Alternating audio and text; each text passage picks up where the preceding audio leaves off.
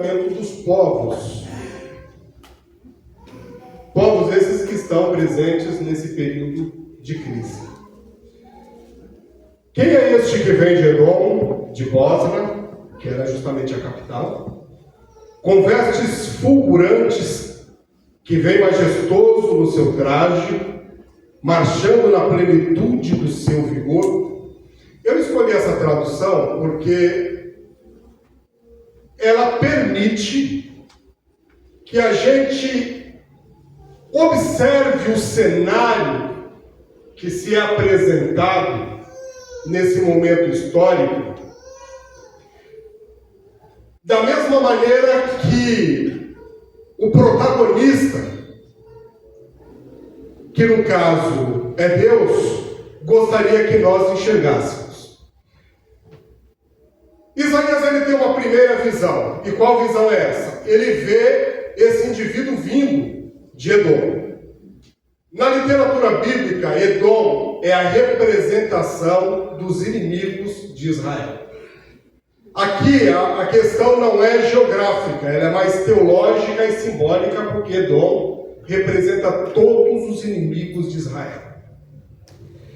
O que o profeta vê é justamente uma revelação de Deus de uma maneira gradual e de uma maneira pedagógica.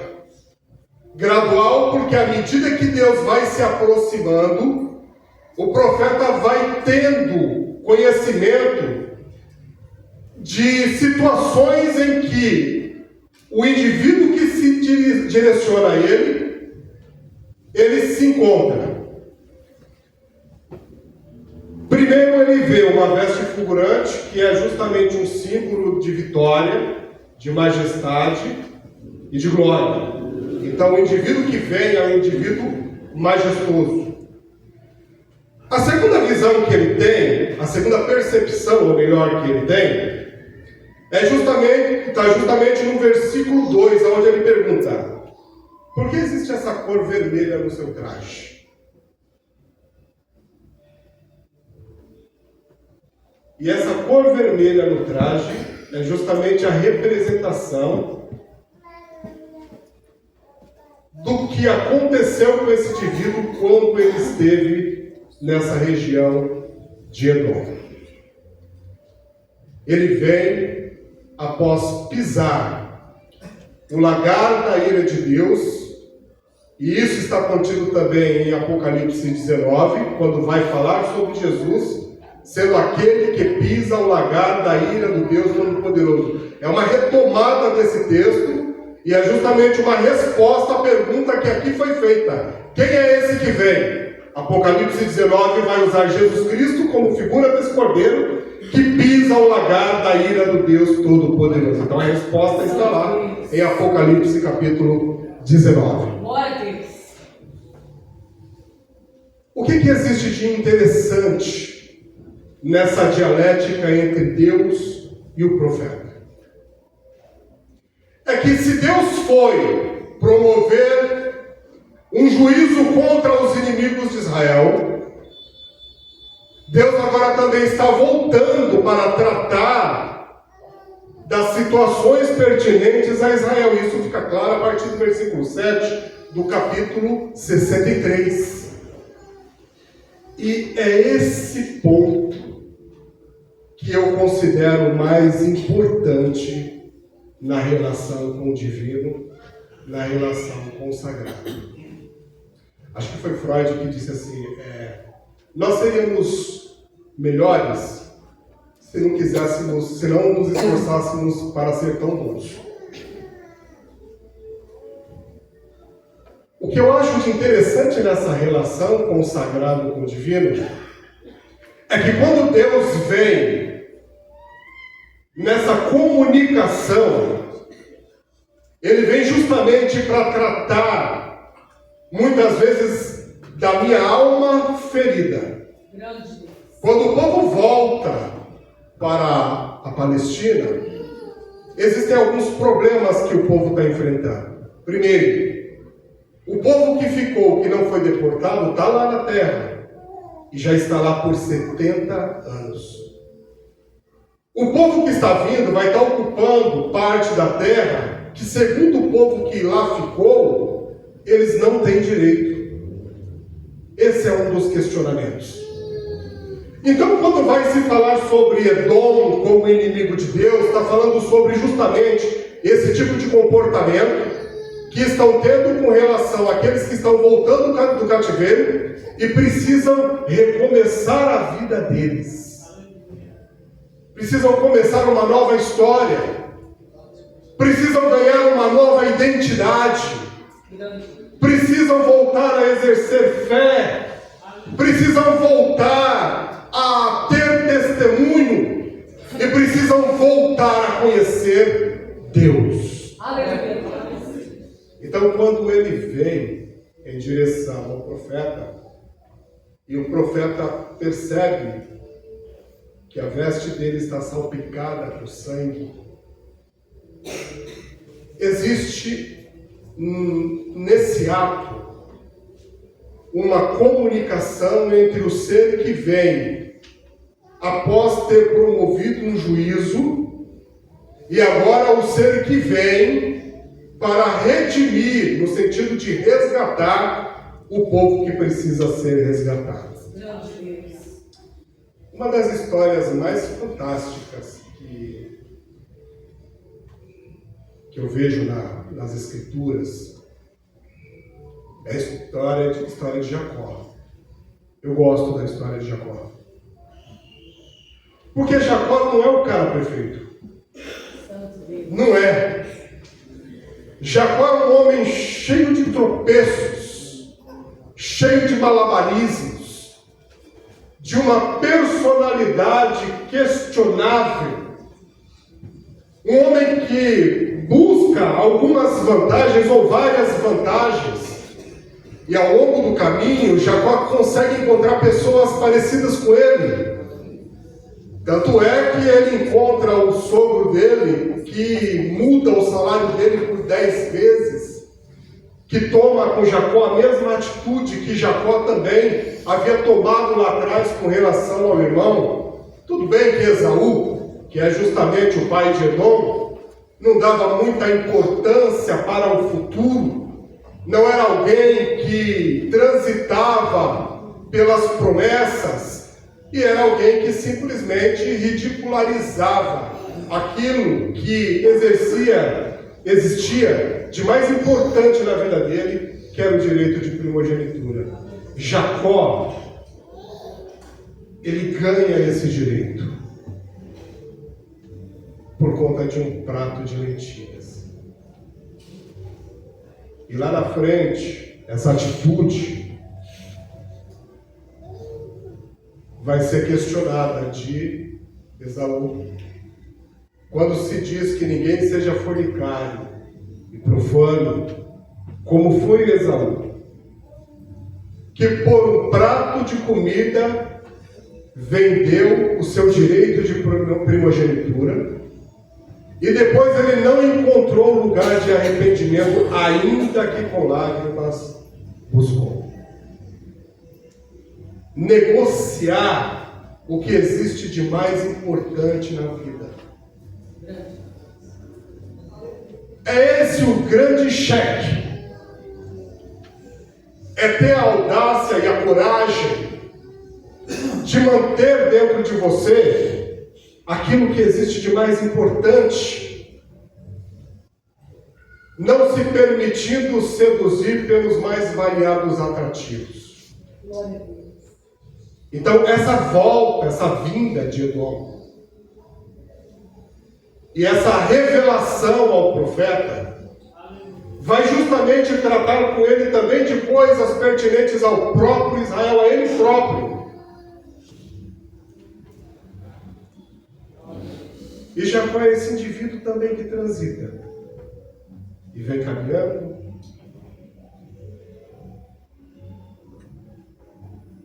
O tempo passa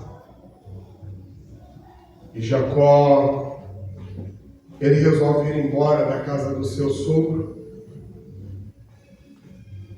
Ele pega suas esposas, pega seus filhos, pega seus rebanhos, pega todos os seus pertences Levaram até os tefilins, que eram os deuses do lar. Não era um símbolo de idolatria isso não, nesse ato, porque o tefilim, ele representava o direito a uma propriedade. Sabe a escritura, o documento de escritura? Então os tefilins eram os deuses que representavam propriedades. Então, ao levar os tefilins, estavam levando, na verdade, todas as propriedades de Labão. Por isso que ele correu atrás para buscar de volta os tefilins, que eram os deuses do lar, porque eles representavam as suas propriedades. Então, se um juiz fosse discutir essa questão do direito de uma propriedade, o juiz ia perguntar: quem aqui tem o tefilim? Ou seja, quem tem o deus do lar? E aí quem apresentasse o tefilim era porque era o dono dessa propriedade. Então, tinha esse sentido. Quando Raquel pega os tefilins e leva embora, era porque ela estava levando, na verdade, todas as riquezas e todas as propriedades do seu pai. Ele junta tudo e vai embora. Ele se torna próspero, ele se torna rico, mas faltavam coisas ainda em Jacó. E seria algo que ele encontraria tempos mais tarde. Isso está ligado a uma revelação progressiva. Ninguém conhece Deus totalmente. Pascal vai trazer a ideia de Deus como Deus absconde-te. Sabe quando você parece que se aproximou dele e ele se afastou, e aí você percebe que era tudo diferente daquilo que você imaginava que fosse. E quando você se aproxima de Deus nessa outra etapa de manifestação, Deus também mostra que Ele está para além daquilo que você entendeu que Ele seria. É a revelação progressiva, gradual e pedagógica. E nessa experiência de vida, Jacó estava conhecendo Deus. E era isso que Israel precisava entender que aconteceria também com ele nessa nova fase da sua vida. E aí Jacó pega tudo e volta. E nessa volta, nesse retorno, para encarar novamente o seu irmão depois de muitos anos, ele precisa passar por uma grande transformação. Sabe aquela luta que a gente enfrenta dentro da gente, que Paulo muitas vezes diz: miserável homem que eu sou, quem é que vai me livrar do corpo dessa morte? Porque o bem que eu quero fazer eu não faço, mas o mal que eu não quero está sempre diante de mim. Sabe essa luta que a gente tem contra nós mesmos? Era uma luta que Jacó enfrentava, era uma luta que Israel enfrentava, e é uma luta que só pode ser concluída quando nós encaramos Deus face a face. Santo Deus. Glória a Jesus. Foi Agostinho, um dos pais da igreja do quinto século. Ele escreve Confissões, e em Confissões ele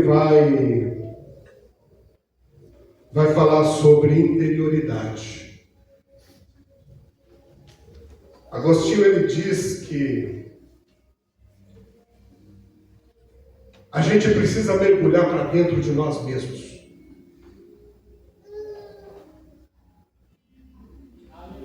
Investigar todas as áreas da nossa existência. Analisar os nossos passos, os nossos pensamentos. Analisar como estão as nossas paixões, os nossos sentimentos. E à medida que a gente dá importância a isso, e vai se aprofundando nesse mar da nossa existência, a gente vai se tornando melhor, porque a gente vai se aproximando de Deus. Porque nessa viagem que a gente faz, a gente vai tratando das arestas da nossa vida.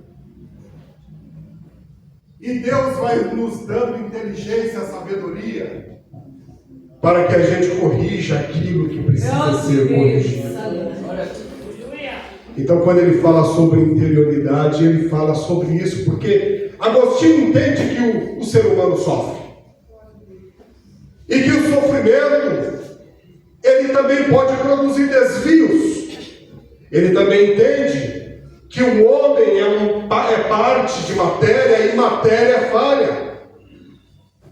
E Deus também entende isso. Teve um poeta, Leandro Gomes de Barros. Ele escreveu um poema que diz assim: se eu conversasse com Deus, eu iria lhe perguntar por que sofremos tanto. Quando viemos para cá, que dívida é essa que a gente tem de morrer para pagar? Eu perguntaria do que ele é feito, que não dorme, não come, mesmo assim vive satisfeito. Por que foi que ele não fez a gente do mesmo jeito? Porque há uns felizes, outros que sofrem tanto. Se nascemos do mesmo jeito e fomos criados no mesmo canto, quem foi que temperou o choro e acabou salgando o pranto? Ele vai trabalhar justamente essa nossa dimensão de fragilidade. Ele trata de duas questões, que é essa nossa dimensão de fragilidade e também de existência de Deus, de conhecimento de Deus, de revelação de Deus. E voltando a Jacó, então, ele retorna. Nesse retorno está a busca de Jacó também por um indivíduo melhor. Você tem vontade de ser melhor? Eu tenho vontade de ser melhor. E Deus quer que eu também seja melhor, mas eu seja melhor dentro de uma consciência. O sacerdote, quem olhava para ele, encontrava nele uma das coisas mais magnânimas da vida. Ele usava o éfode, estola sacerdotal, a mitra, no peitoral estavam as pedras de Urim e Tumim. Mas quando você olhava para os pés do sacerdote, ele não tinha sandálias. Ele estava descalço. O contato dele tinha que ser com a terra para ele nunca se esquecer que ele também era humano, que ele também era mortal. E se ele em alguns momentos era melhor, é porque essa aproximação e revelação de Deus o tornava melhor. E essa busca de Jacó por um indivíduo melhor, não o indivíduo para além dele, mas ele, o indivíduo. Porque é isso mesmo, irmãos. Não é buscar quem ao meu lado seja melhor, mas é eu procurar ser melhor. E se um dia eu entendi que eu me tornei melhor, isso não me dá o direito de ridicularizar quem talvez não chegou ao mesmo nível.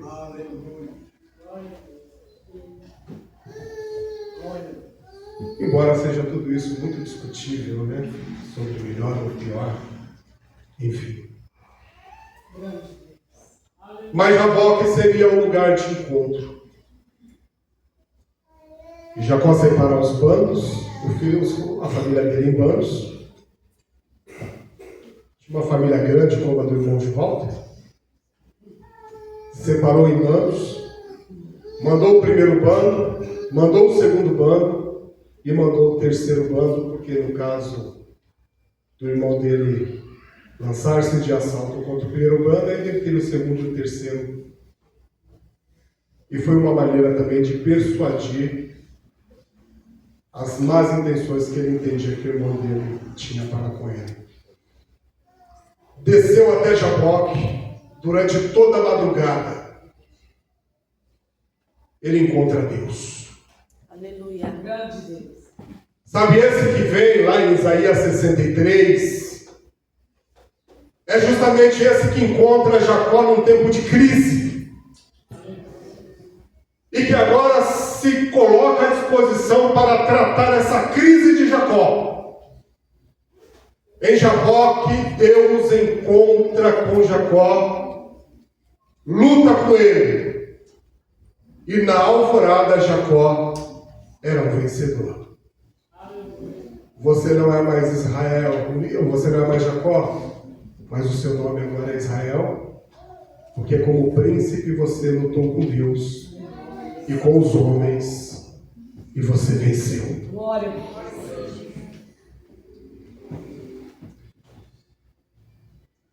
Esse é o nosso destino. Esse é o nosso alvo e o nosso objetivo. Grande Deus. Aleluia. João 21. Os discípulos resolvem retomar a antiga profissão. A morte de Jesus havia acontecido. Eles estavam tomados por letargia, tristeza, desesperança. E aí Pedro acha uma solução para todo mundo. Sabe aquele indivíduo que sempre tem uma boa sugestão, que tem uma opinião fantástica? Pedro foi esse indivíduo que chamou todo mundo: olha, vamos pescar, vamos voltar para a nossa antiga profissão, vamos retomar aqueles antigos afazeres. E o interessante em tudo isso é que Jesus, quando eles fazem isso, Jesus se manifesta após a ressurreição à beira do mar de Tiberíades, quando os discípulos estão de volta à sua antiga profissão. Percebe que ele sempre vem quando o indivíduo encontra-se numa situação de crise. E os discípulos voltam à antiga profissão. Jesus está ali na beira da praia, vendo baterem rede de um lado, jogarem a rede do outro. Foi improdutivo na missão, foram improdutivos. E de repente, na margem da praia, uma voz se ouve, dizendo assim: filhos, o que vocês têm aí? Nessa volta à antiga profissão de vocês, o que foi que vocês conseguiram? Conseguiram pegar alguns peixes? E os discípulos, como quem havia desaprendido a antiga profissão, não tinham nada. Alguém conhece a voz que está gritando e está falando. Alguém conhece que é o Senhor. Ele se manifesta às margens do mar de Tiberíades como um desconhecido, como alguém que precisa ser novamente revelado, como alguém que novamente precisa ser descoberto. E quando descobre quem é Jesus, Pedro volta correndo, nadando para junto dele. E Jesus tem novamente uma reflexão com Pedro e com todos os demais discípulos. Então, Isaías 63, ele tem como proposta justamente mostrar que Deus é esse ser que pode ser conhecido e que, para além disso, ele pode ser alcançado. Ele também procura mostrar que Deus é aquele que, em tempos de crise, ele se manifesta para poder nos ajudar a resolver e a solucionar. O Evangelho de Lucas, na oração de Zacarias, ele vai dizer assim: bendito seja o Senhor Deus de Israel, que visitou o seu povo. A palavra visitar, ela está ligada à raiz de uma palavra grega que significa episcopos, ou alguns falam episcopos. No grego tanto faz. E o episcopo é justamente a administração da igreja que acontece por intermédio dos bispos. Só que essa palavra não estava ligada à religião, ela estava ligada, na verdade, ao mundo militar. Então o episcopo era, na verdade, um supervisor. Então, quando Zacarias, na sua oração, diz que bendito é o Senhor, Deus de Israel, que visitou o seu povo, a expressão usada ali é de Deus como um supervisor. E a função do supervisor era olhar o exército para saber se ele estava em condições de enfrentar as batalhas. E Deus, em Lucas, na oração de Zacarias, ele aparece como esse supervisor, que vem para avaliar e vem para verificar as condições em que ele se encontra. Esse verbo também pode ser aplicado em Isaías 63. O Senhor veio de Edom. Ele veio após uma longa batalha. Ele veio após ter pisado os inimigos de Israel. Mas ele vem também para melhor se revelar para Israel, para que Israel tenha um melhor conhecimento a respeito dele e também tratar das chagas do seu povo. Deus não nos deixa à deriva no mar do esquecimento nosso. Bem pelo contrário, se você está iniciando um período de crise, é sinal de que em breve você encontrará o Senhor no vale, no mesmo vale em que Jacó o encontrou. E você também vai ter a mesma percepção de Deus que teve Isaías no capítulo 63. Então Deus é aquele que se manifesta como juiz, mas Ele também é aquele que se revela como redentor daqueles que esperam por Ele. Que Deus abençoe e guarde. Agradeço pela oportunidade aqui e espero encontrá-los numa próxima vez.